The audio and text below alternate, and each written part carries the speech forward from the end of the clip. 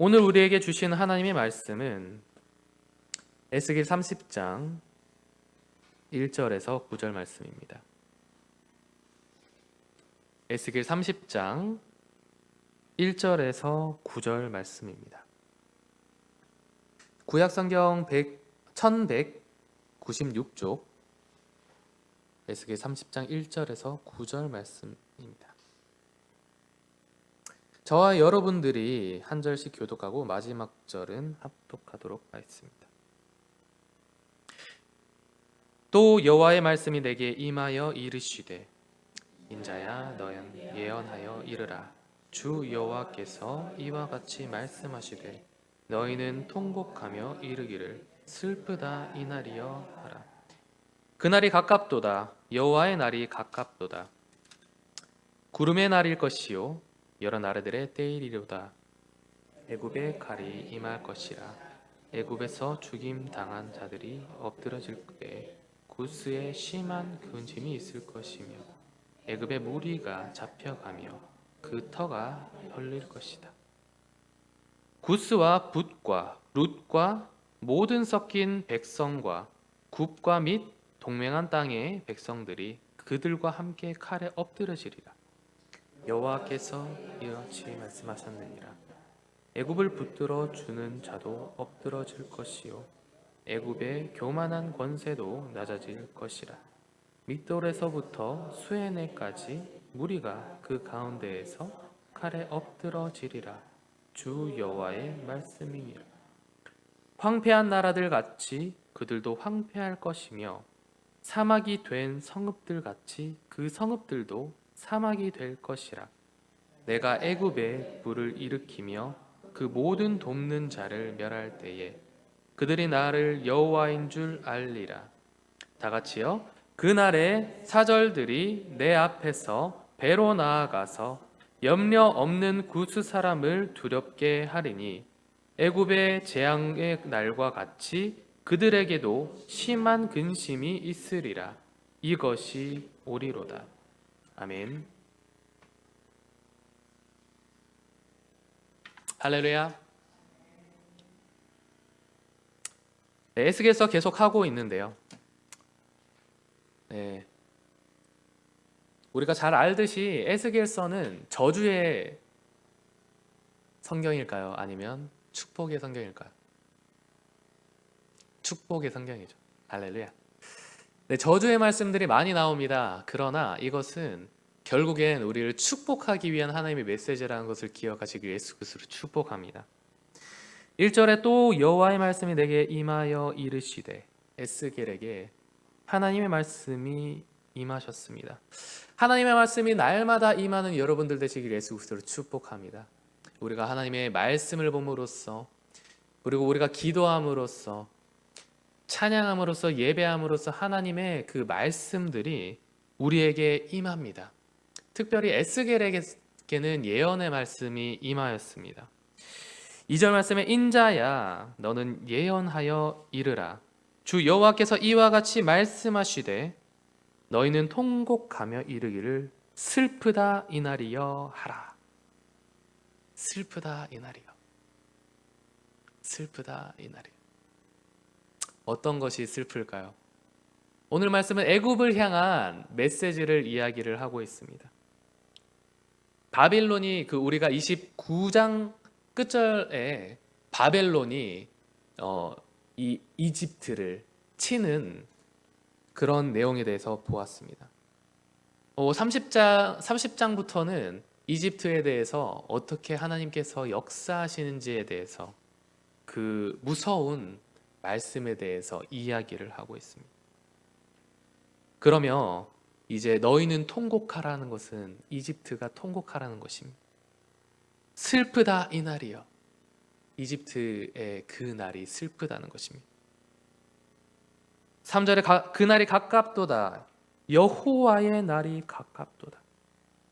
여호와의 날, 여호와의 심판의 날이죠. 구름의 날일 것이요.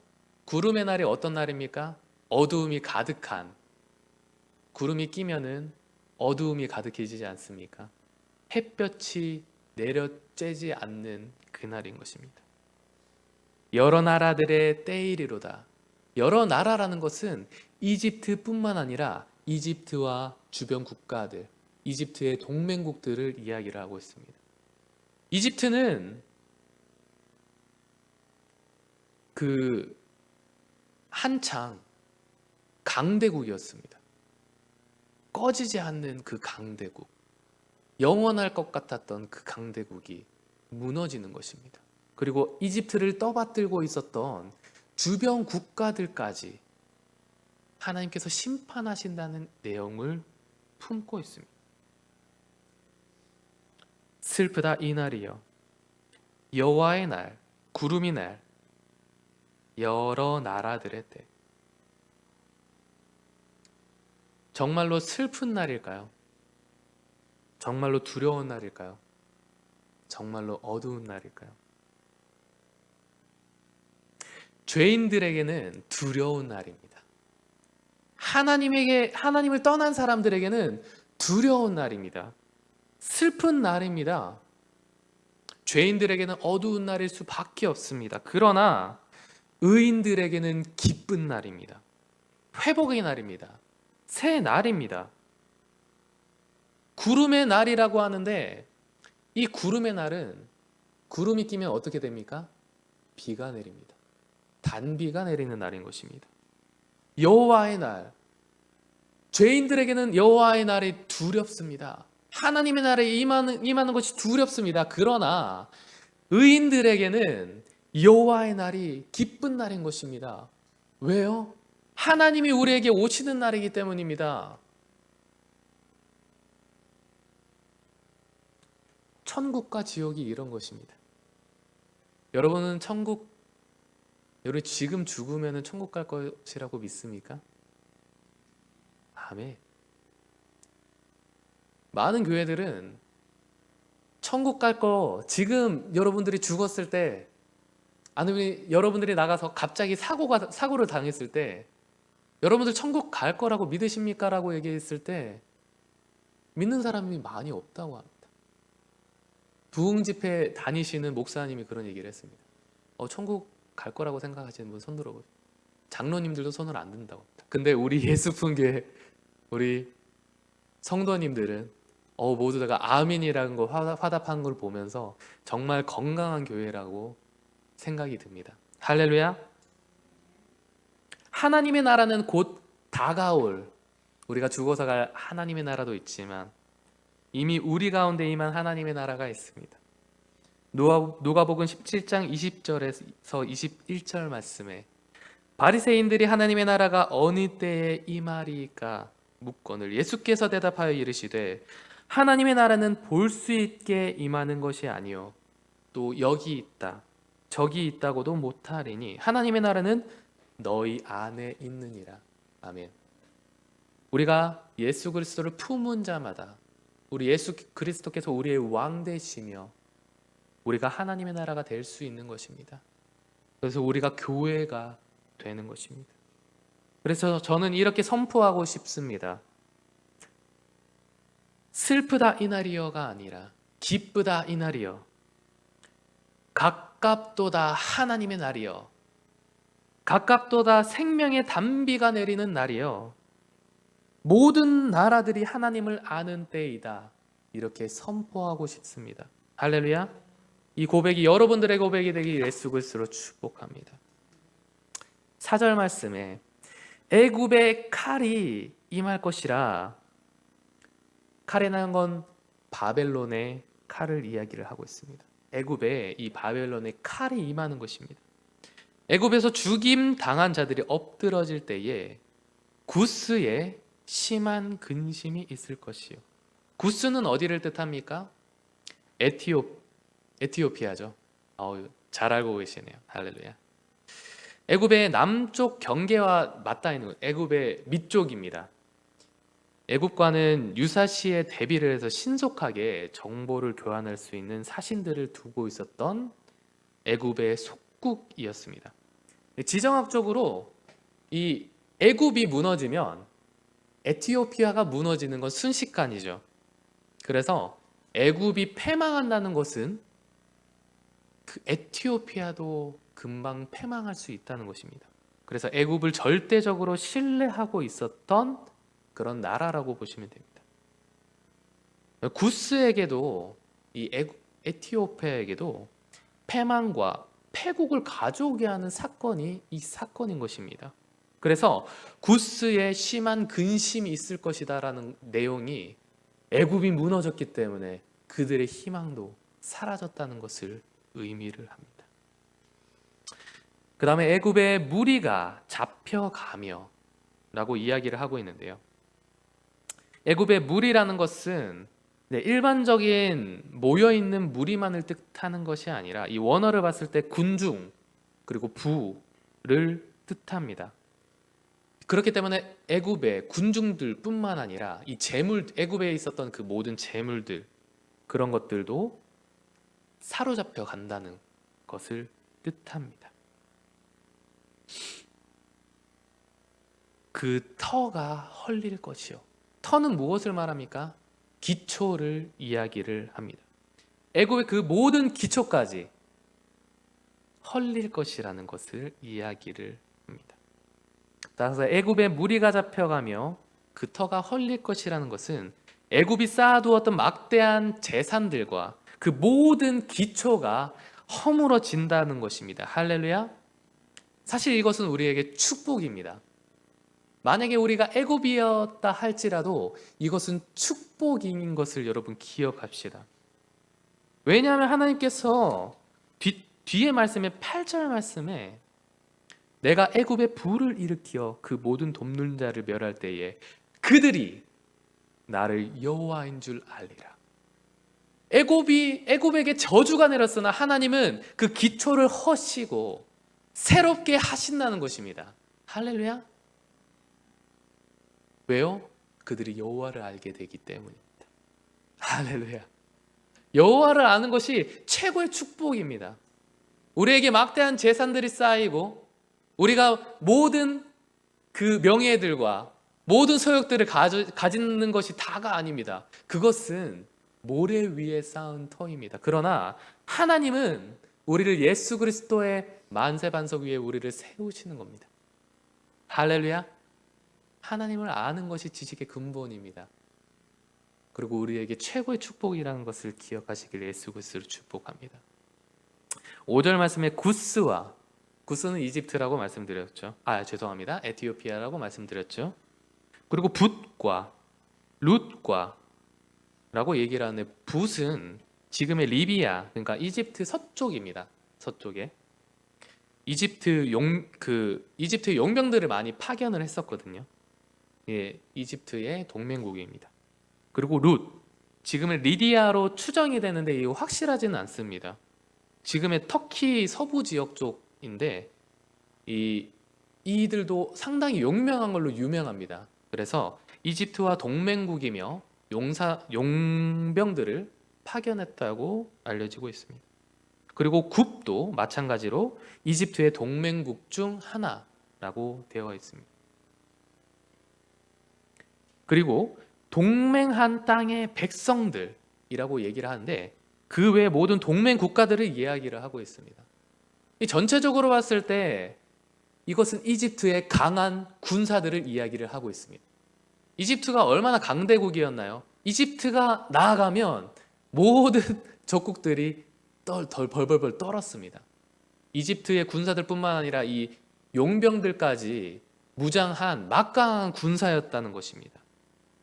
이 모든 동맹한 백성들까지도 그들과 함께 칼에 엎드려지리라. 사람의 힘은 영원하지 않습니다. 이집트는 영원할 것 같았습니다. 그러나 하나님은 그 사람들이 영원하지 않다는 것을 이야기합니다. 이 시대에 많은 국가들이 있습니다. 중국과 일본과 러시아와 미국이 있습니다. 세계를 지나면서 독일이 승전했을 때도 있었고 일본이 세계를 집어삼키려 했을 때도 있었습니다. 그리고 중국이 세계를 집어삼키려 했었을 때도 있습니다. 지금은 미국이 세계를 주도하고 있습니다. 그러나 이것은 영원하지 않습니다. 영원하지 않습니다. 언젠가 쓰러지고 파멸될 것입니다. 영원하는 것은 하나님의 나라밖에 없다는 것을 여러분 기억합시다. 하나님은 어제나 오늘이나 내일이나 변함없으신 분이시라는 것을 여러분 믿으시길 예수 그리스도로 축복합니다. 6절 말씀에 여호와께서 이같이 말씀하셨느니라 한 번 더 이야기를 합니다. 여호와께서 이같이 말씀하셨다. 애굽을 붙들어 주는 자도 엎드러질 것이다. 애굽을 붙들어 주는 사람이 누구입니까? 애굽의 여러 우상들입니다. 이때는 신들이 이 국가들을 다스리는 그런 시대였습니다. 그렇기 때문에 애굽이 붙들어 주는 자라는 것은 애굽의 신들을 이야기를 하고 있습니다. 그리고 애굽의 왕을 이야기를 합니다. 애굽의 왕이 신 노릇을 하였습니다. 하나님이 얼마나 보셨을 때 가짜 났을까요? 야, 생명이 100살도 안 되는 친구들이 자기가 신이라 얘기를 합니다. 그리고 그 애굽 국가는 그 많은 민족들은 애굽의 왕을 신이라 생각하였습니다. 애굽을 붙들어주는 자도 엎드러질 것이요 애굽의 교만한 권세도 낮아질 것이야. 믹돌에서 수에네까지 무리가 그 가운데서 칼에 엎드러지리라. 믹돌에서 수에네까지라는 것은, 믹돌은 어디인가요?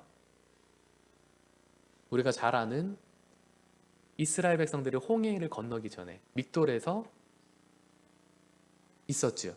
그리고 이집트에게 공격을 당하기 일보 직전에 홍해를 건너게 되죠. 믹돌은 위쪽입니다. 위쪽.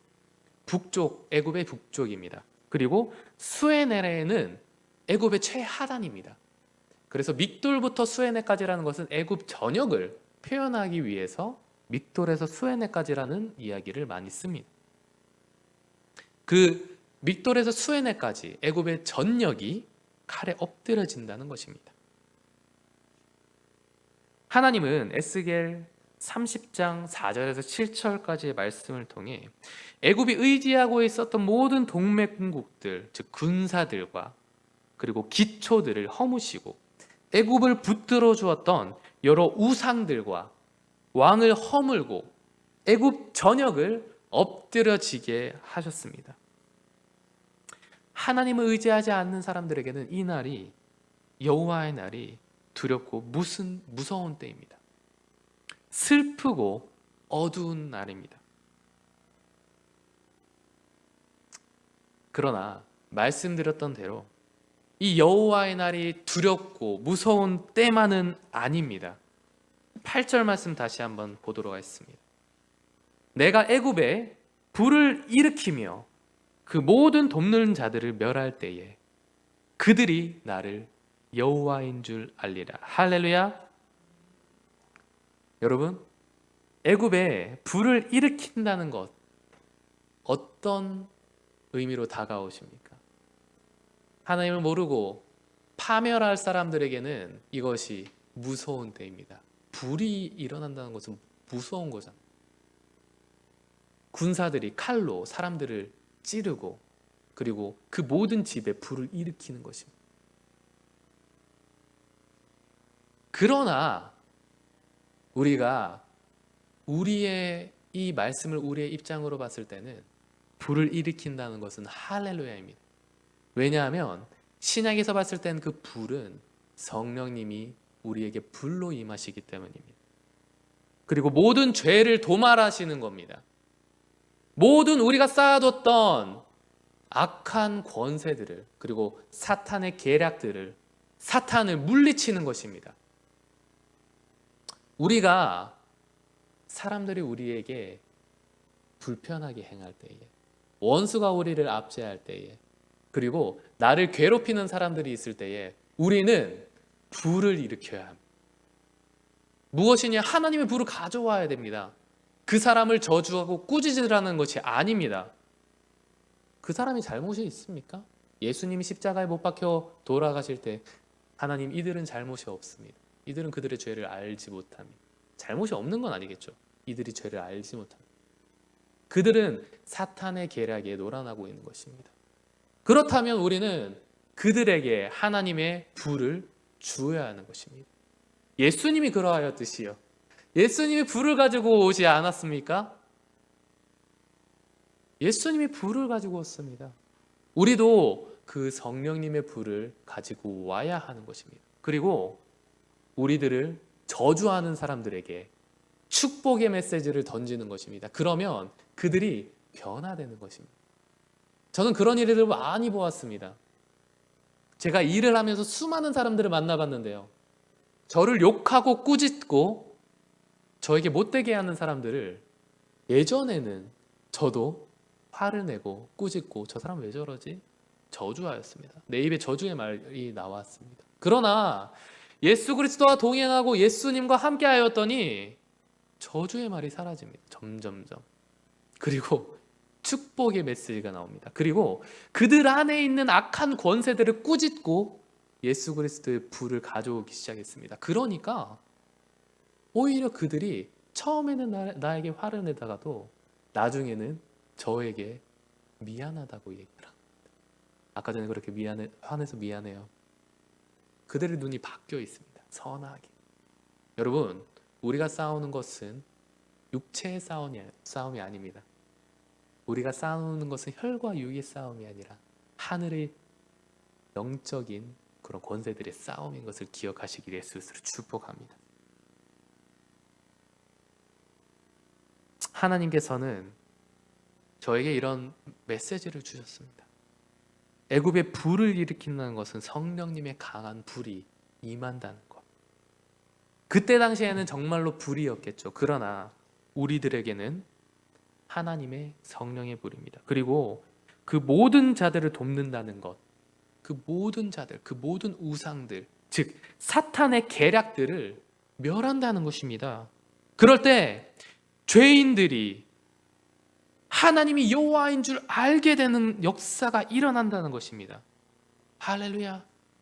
하나님은 에스겔뿐만 아니라 우리들을 에스겔로 삼으셔서 우리들에게 각 자리에서 각 가정마다 각 직장마다 각 학교마다 각 모임마다 우리를 에스겔로 부르셔서 그 모든 죄인들 가운데 하나님이 살아계시다는 것을 나타내시길 원하십니다.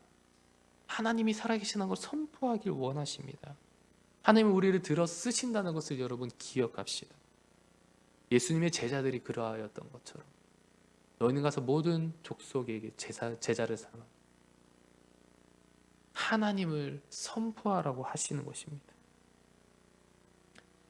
또한 애굽이 그러하였던 것처럼 하나님의 날이 임하여서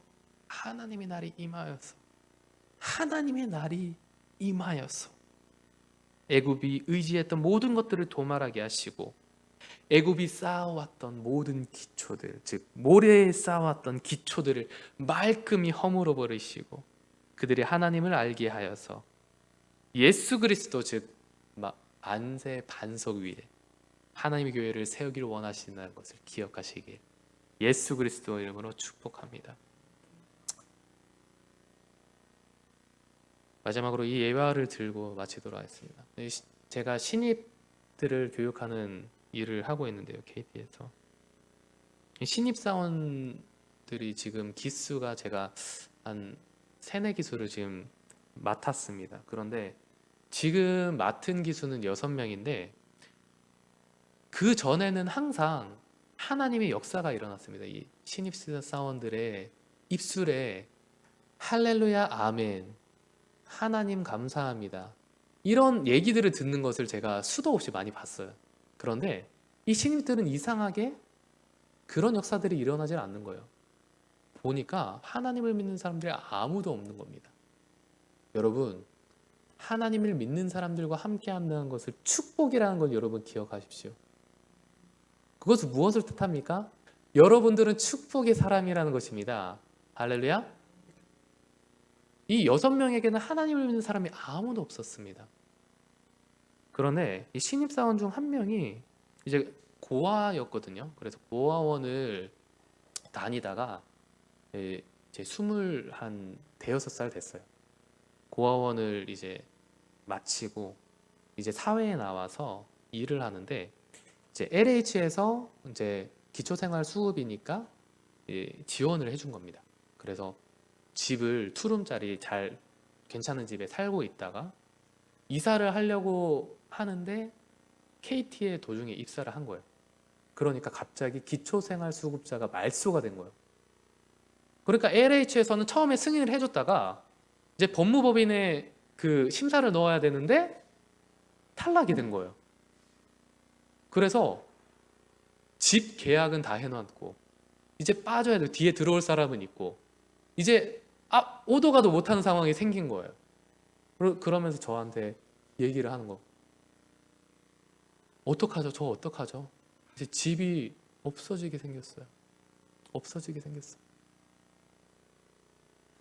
제가 금식하며 기도를 했어요. 어제부터 오늘까지 그저께부터 금식을 하면서 기도를 해줬어요. 내가 기도할게. 하나님 하실 거야. 하나님 함께 하실 거야. 하나님 안 믿는 친구예요. 근데 기도가 나오더라고요. 기도를 해줬어요. 근데 어제 아침에 갑자기 저에게 믿음이 생기는 거예요. 하나님이 하실 거라는 믿음이 생기는 거예요. 이거 하나님이 하시겠는데? 그러면서 오늘 전화 한번 더 해봐라. 전화 한번 더 해보는데 될 거다. 무조건 될 거다. 그 친구가 이렇게 얘기하는 거. 저 집이 있었는데 없어졌어요. 아니다. 그 말을 바꿔라. 집이 있다. 얘기해봐라. 아니요. 저 집이 있었는데 없어졌어요. 아니다. 말을 바꿔라. 집이 있다. 라고 얘기해봐라. 그러니까 말을 바꾸는 거야. 집이 있어요. 네, 집이 있어요. 저 좋은 집 갈 거예요. 그러고 1시간 동안 통화를 했는데 할렐루야. 해결된 겁니다. 처음에 도움을 줬던 상담사가 끝까지 법무법인에 통화해가지고 끝까지 내가 책임질 거니까 이 사람 해달라고 요청을 했던 겁니다. 그리고 상급자한테 얘기해서까지 이 사람 어떻게 해서든 해야 된다. 이 사람 집이 잃게 됐다. 해줘야 된다. 안 되던 걸 하나님이 되게 하신 겁니다. 할렐루야. 여러분, 기도에 힘이 있습니다. 그러고 어떤 일이 발생된지 아십니까? 그 친구 입에 할렐루야가 입에서 나왔습니다. 그리고 그 옆에 있던 사람들까지 이거 전도사님이 기도해줘서 그래요. 정말 하나님이 하셨네요. 하나님은 우리를 통해서 열어가시는 겁니다. 하나님을 믿지 않는 사람들에게는 멸망의 날이나 하나님을 믿는 사람들에게는 기쁜 하나님의 날이 되는 것입니다. 하나님께서 열어가시는, 여러분들 통해서 열어가실 것입니다. 역사하시고 여러분 믿으십시오. 나 아무것도 아니야 하지 마십시오. 나 축복의 사람이야 이야기하십시오. 나 에스겔처럼 위대한 사람은 아닐지 몰라도 에스겔처럼 위대하게 하나님 쓰실 거야 선포하십시오. 하나님이 여러분들을 통해서 하실 것입니다. 이렇게 선포했으면 좋겠습니다. 저를 따라서 선포합시다. 기쁘다 이 날이여, 가깝도다 하나님의 날이여, 가깝도다 단비가 내리는 날이여, 모든 나라들이 하나님을 아는 때이다. 나를 통해 하나님을 알게 될 것이다. 기도하겠습니다.